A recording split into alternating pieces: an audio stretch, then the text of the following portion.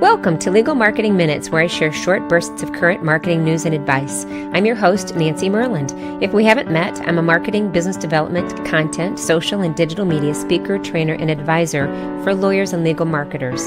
Your time is valuable, so let's get started, okay? Well, for the next couple episodes, we're going to be talking a little bit about client service and why it's so important, and I'm going to give you some real concrete tips, things that you can implement that will take your client service and your client relationships up a notch. And it's surprising how many people don't do these things, so by doing them, you can actually stand out. So let's get started on the first one today. And the first one, the theme around this is to ask people. What I want you to do is to look at your client or your potential client list, as well as former clients, people maybe you haven't done business with in a while. And I want you to schedule calls to 4 of them per quarter. And you can do that. I mean, if any of us can do that, 4 per quarter, and you can decide the time frame. I would suggest spreading them out, but if you work better batching them and doing things all at once, maybe crunching them all in a smaller time frame, you know your schedule the best. But whatever is easiest for you and finds you the best success, then you do that. And these might even be people who are influencers to your practice, referral sources, or others. And what I want you to do is to ask them about their goals. I mean, don't do it right off the bat. Like, hey, Nancy, what are your goals for this year? You know, I mean, obviously, you're smarter than to know to do that. But what I'm talking about is, have a conversation with them and eventually work into the conversation and ask them what their goals are, what's changing in your business and what you should know to be the most helpful to either this person or to people in that type of business. And you can use your gut reaction. I mean, your judgment is very smart.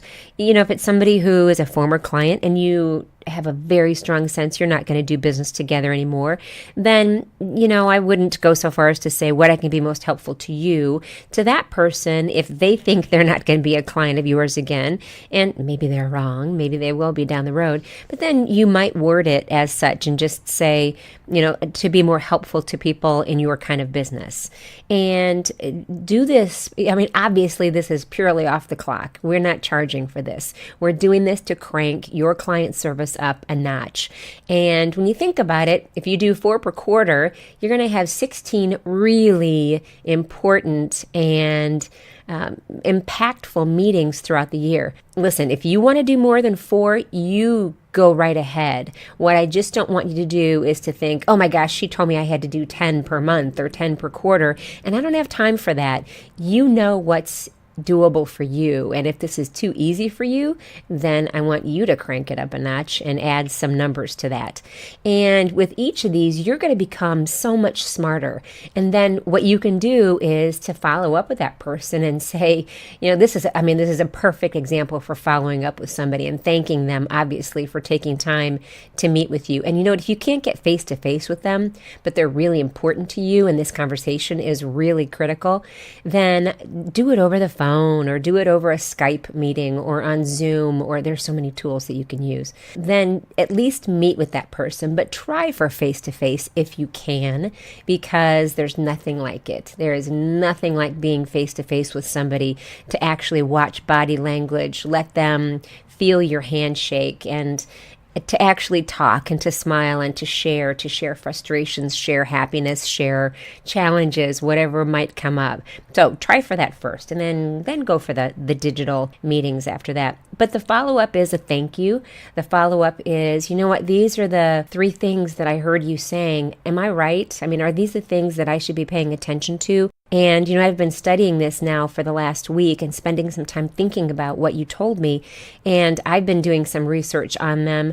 Are there some other sources that you would suggest I study to become even wiser about this on behalf of my clients in your type of industry?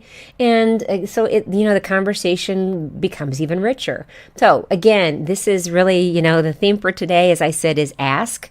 And it's all about cranking up your client service a notch, if not several notches, which in the long run makes you so much better and so much smarter and actually helps you with your next relationship, whether it's with that person or it's with somebody else in that type of industry. Well, that's it for today's Legal Marketing Minutes. Do me a favor and let me know your thoughts about this. If you do this already, I would love to know about it. If you'd like to do it and you need a few more suggestions, let me know that too.